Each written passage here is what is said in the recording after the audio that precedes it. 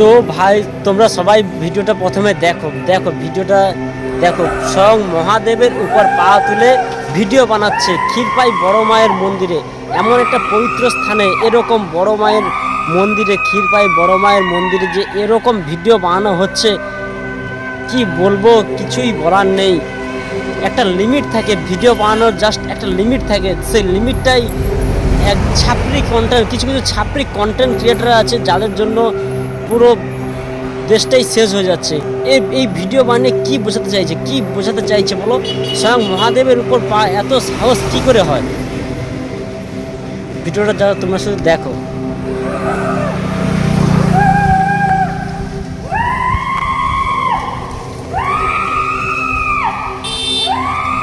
বাস এখানেই হয়ে গেল রিলস বানানো কমপ্লিট। সামান্য রিলসের জন্য এরকম ভিডিও শেষে তোমরাই বিচার করো এই দিদিটা কি ঠিক করেছে। দিদি বলতেও আমার কীরকম লাগছে। আমার নিজের দিদি হলেও এটা কখনোই করতো না, যে স্বয়ং মহাদেবের উপর পা তুলে ভিডিও বানানো। ওরকম সাহস কে দেয় বলবো না, তোমরাই কমেন্ট করে জানাও দিদিটা কি ঠিক করেছে।